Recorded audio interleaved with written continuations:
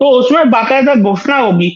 ठीक है, ऐसा नहीं है कि उन्होंने घोषणा भी कर दी होगी तो वो लागू तभी होगी जब वो विधानसभा के द्वारा पारित होगी। तो जाहिर सी बात है कि इसको देखिए कि विधानसभा सत्र शुरू होने दीजिए, उसमें कुछ ना कुछ अच्छा निकल के आएगा। चलिए आजम जी, आपका जवाब मिल गया। कह रहे हैं कि विधानसभा सत्र शुरू होने दो, मतलब अनुदेशक शिक्षा मित्रों के लिए राहत मिल जाएगी, वो कह रहे हैं। फिर आप थोड़े कहोगे कि ये दिन सवाल और लोगों को बेवकूफ बनना चाहिए भी। चलिए ठीक है, आगे बताइए।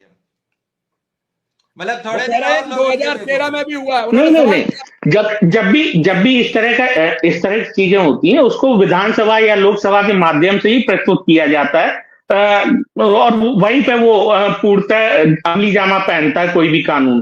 तो वहीं पे जाके ये सारी चीजें पता चलेंगी, और यहाँ बैठक में जो जो चीजों के पहले से निर्णय लिए गए थे उन्हीं निर्णयों को बताया गया है कि ये चीजें हम करेंगे। जी जी आजम साहब, वो कह रहे हैं कि हम करेंगे। आप फिर वही सवाल उठा रहे हैं। 2 बार आपने उनसे पूछा, तब फिर उन्होंने बता दिया। वो कह रहे हैं कि चिंता मत करो, हम करेंगे, हम करेंगे, चलिए करेंगे। आशा करते हैं कि जी शिक्षा मित्रों और अन्वेषकों को न्याय मिलेगा। उन्हें 2027 बिल्कुल। तक इंतजार नहीं करना पड़ेगा। नहीं आजम नहीं, साहब, ऐसा नहीं है। देखिए 2020 से मैं भी जुड़ा हुआ हूँ शिव कुमार भाई साहब के साथ, और मैं भी इस चीज को उठा रहा हूँ। हमारे नेता माननीय ओम प्रकाश राजभर जी भी उठाते हैं इस तरह इन मुद्दों को।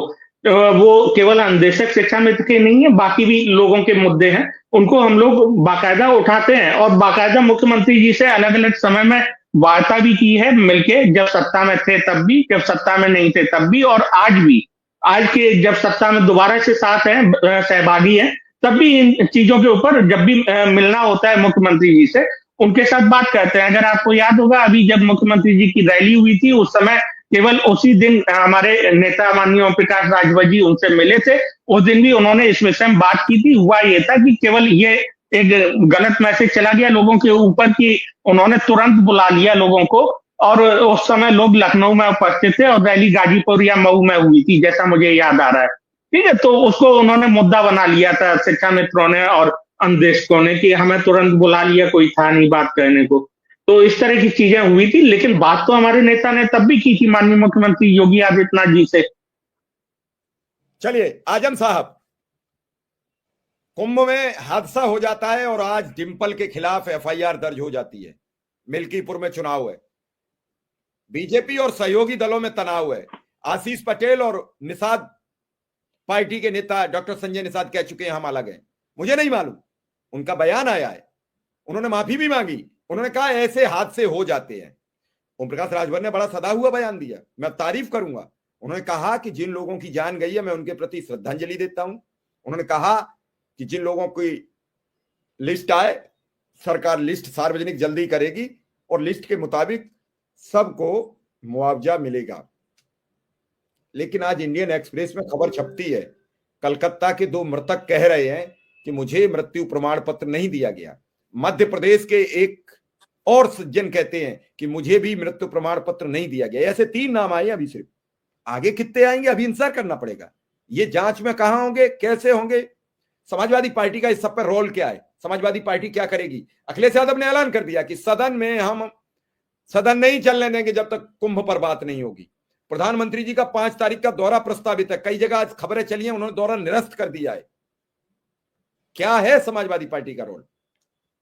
देखिए शिव कुमार जी, समाजवादी पार्टी विपक्ष में रहने के नाते बार बार ये कह रही थी कि जो 10,000 15,000 करोड़ रुपया उत्तर प्रदेश सरकार बहा रही है वो सिर्फ और सिर्फ अपना चेहरा चमका रही है।